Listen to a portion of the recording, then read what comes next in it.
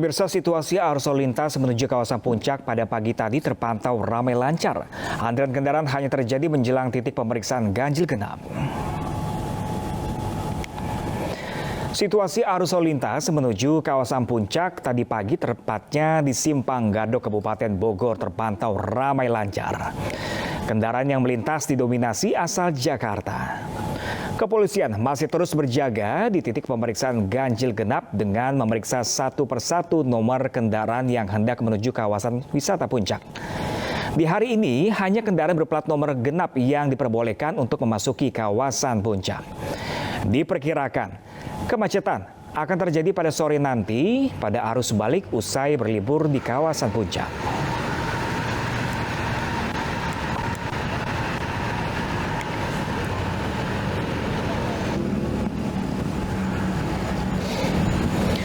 Pemirsa, rindu berwisata di akhir pekan, kami ada informasi terkait dua lokasi wisata yang masih menjadi pilihan masyarakat. Dan untuk mengetahui kondisi terkini, kita sudah terhubung dengan Vicky Riam di Taman Marga Satwa Ragunan, Pasar Minggu, Jakarta Selatan, dan Tresya Wulandari di Jalan Asia Afrika, Kota Bandung, Jawa Barat. Namun terlebih dahulu kita ke Vicky, pemirsa, di Taman Marga Satwa Ragunan. Halo, selamat siang Vicky, bagaimana antusias warga berwisata di sana? Silakan. Ya, selamat siang Pram dan juga pemirsa. Memang Taman Marga Satwa Ragunan ini nampaknya masih menjadi salah satu destinasi favorit bagi warga Jakarta dan juga sekitarnya untuk berwisata. Terlebih adanya pelonggaran syarat berkunjung bagi warga ke Taman Marga Satwa Ragunan di masa PPKM level 1 ini membuat antusias masyarakat untuk datang ke Kebun Binatang Ragunan ini terbilang cukup tinggi. Tercatat hingga pukul 9 pagi tadi sudah 4.000 lebih pengunjung yang datang ke Taman Marga Satwa Ragunan.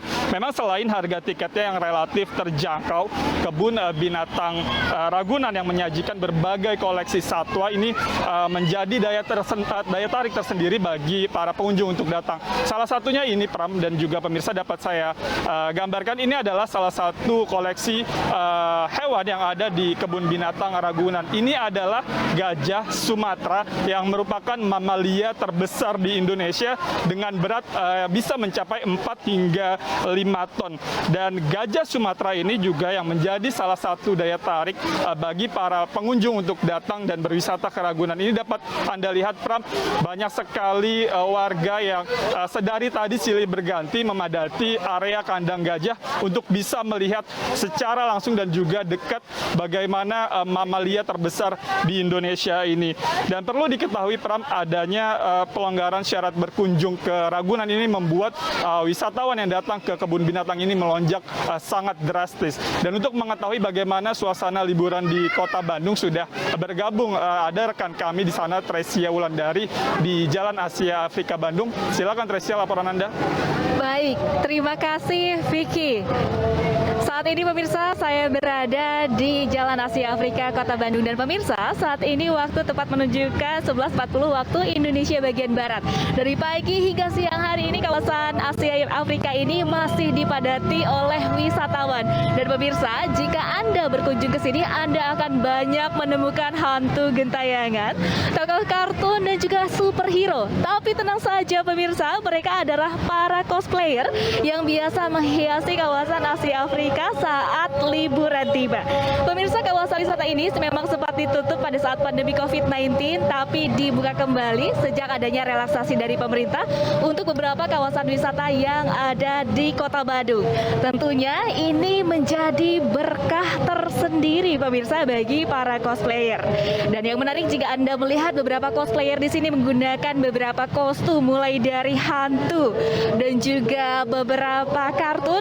Mereka semua membuat kostumnya dengan kreativitas dan kearifan lokalnya.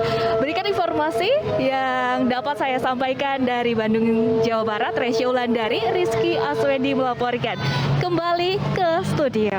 Baik, terima kasih banyak Tresya Wulandari langsung dari Bandung, Jawa Barat. Dan sebelumnya tadi sudah ada Vicky Riam langsung dari Taman Marga Satwa Ragunan, Jakarta. Terima kasih dan selamat bertugas kembali rekan-rekan. Pemirsa, kasus COVID-19 di Indonesia tengah rendah. Rata-rata tambahan kasus harian di bawah 500. Namun jangan terlena pemirsa, ancaman varian Delta AY42 di tengah libur masyarakat, terlebih di wilayah wisata. Lagi bagaimanakah kita agar kita dapat terhindar dari varian Delta AY42 di tengah berwisata? Berikut informasi selengkapnya.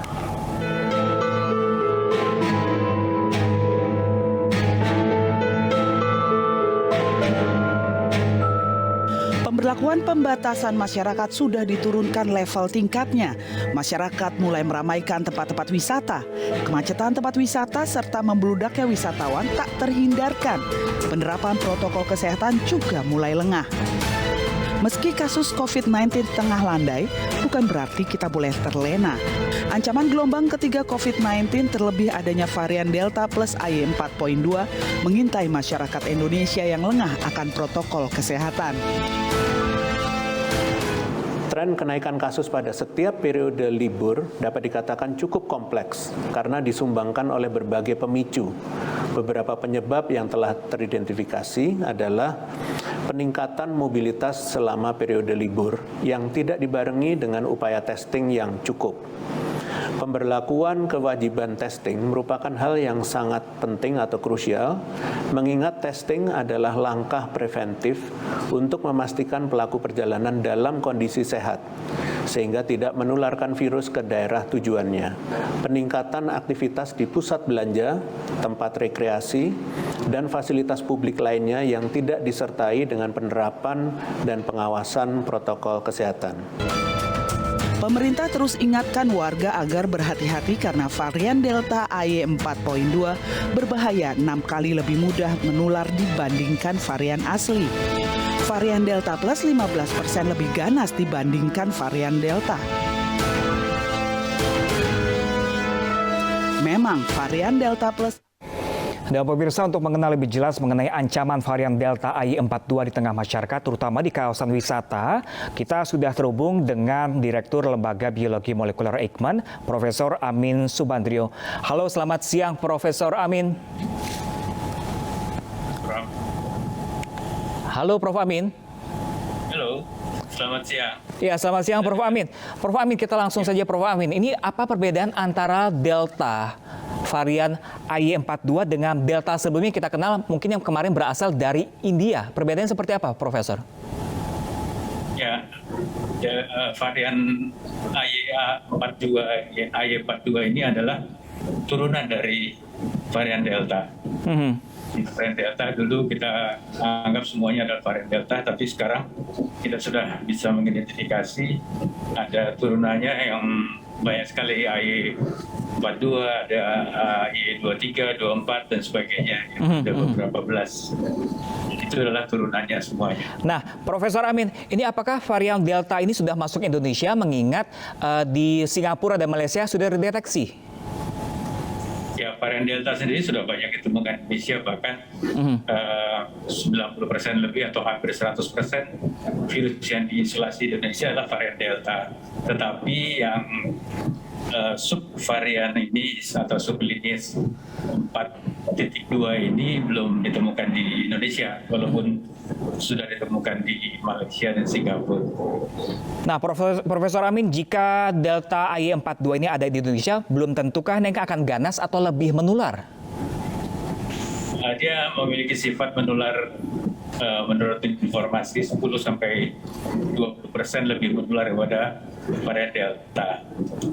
Tapi kita belum memiliki data yang khusus dari Indonesia karena memang belum ditemukan di Indonesia. Nah, terakhir Profesor Amin, ini pesan untuk masyarakat untuk menghindari Delta AY42 ini mengingat level 1 juga telah digencarkan di Jakarta juga, banyak orang-orang berwisata. Pesan untuk masyarakat seperti apa? Ya, karena di luar sana kita tidak bisa membedakan varian mana yang sedang bersirkulasi di situ, apakah Delta ataukah yang lainnya, ataukah AY42 ataukah AY23, 24 dan sebagainya. Sehingga apa yang harus kita lakukan adalah kewaspadaan umum, kewaspadaan universal. Artinya kita harus melakukan semuanya sama, karena kita baru tahu bahwa seseorang membawa varian tertentu itu kalau sudah diperiksa di laboratorium.